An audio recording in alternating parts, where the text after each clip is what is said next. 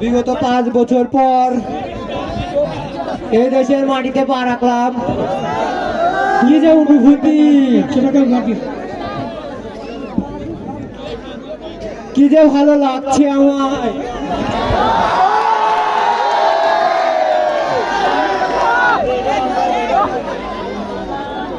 এই যে মিস্টার, পথ দেখে চলতে পারেন না? সুন্দরী মেয়ে দেখলে চোখ কপালে উঠে যায় নাকি? সরি, আমি আসলেই দেখতে পাইনি। সরি বললেই হলো? আপনি যে আমাকে ধাক্কা দিয়েছেন সেইটার কি হবে? বললাম তো সরি। সরি বললে হবে না, মাপ চাইতে হবে। ও আচ্ছা, মাফ করবেন। ঠিক আছে, আপনাকে মাফ করে দিলাম। কোথায় যাবেন? ওই মধুপুর গ্রামে, সেটা আমার গ্রামের বাড়ি। ও আচ্ছা, ঠিক আছে, চলি তাহলে।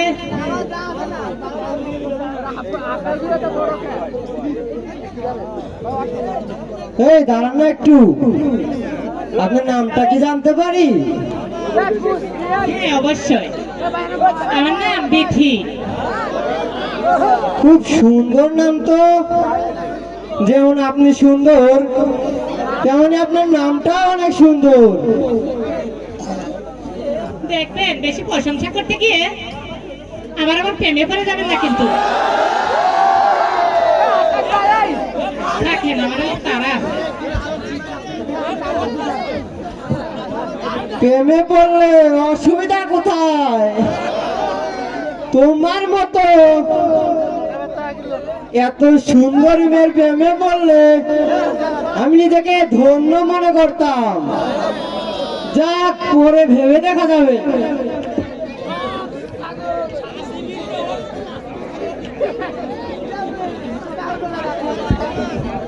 হ্যালো, ছেলে আমার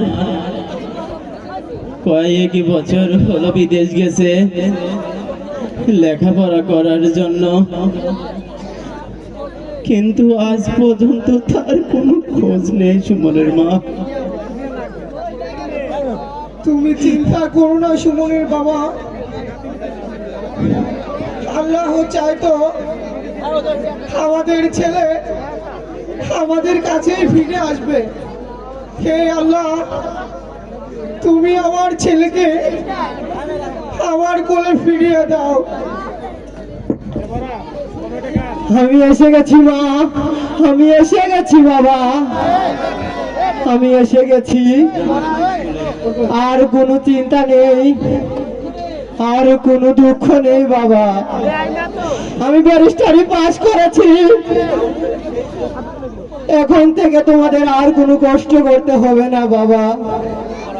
এখন বাকি জীবন আল্লাহকে ডেকে কাটাবে। কিরে বাবা, কোনো চিঠিপত্র না দিয়ে চলে এলি বাবা? এটাকে বলে সারপ্রাইজ মা। সারপ্রাইজ? সেটা আবার কি বাবা? ও তুমি বুঝবে না মা, খুব খিদে পেয়েছে, আমাকে কিছু খেতে দাও। অনেকদিন হলো তোমার হাতে রান্না খাইনি মা। কি বলবো বাবা, বিগত 3 দিন হলো তোর বাবা আর আমি না খেয়ে আছি বাবা। তুই চিন্তা করিস না বাবা, আগামীকালই ওই ধোপাড়ায় বড় একটা অনুষ্ঠান আছে। ওই অনুষ্ঠানে আমাদের দাওয়াতও রয়েছে বাবা। আগামীকাল আমরা 3 জনে পেট ভরে এখানে খেয়ে আসবো বাবা। কি বলছো মা? তোমরা এত কষ্ট করে আছো, আমি তোমাদের কথা শুনে অনেক কষ্ট পাচ্ছি মা। আমি থাকতে পারছি না মা, আমি থাকতে পারছি না। পাগল ছেলে আমার, হে আল্লাহ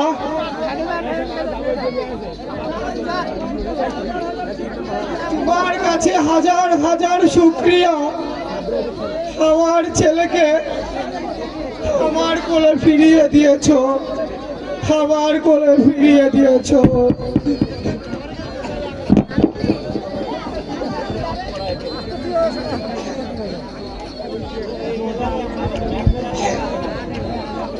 অনেকদিন পর গ্রামে এলাম, যাই দেখি গ্রামটা একটু ঘুরে দেখি।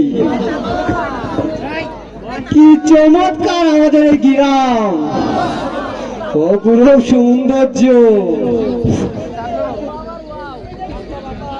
ঠান্ডা বাতাস, নিরিবিলি পরিবেশ, এমন দেশ আর কোথাও নাই। অনেকদিন পরে এলাম তো, একটা ছবি তোলা যাক।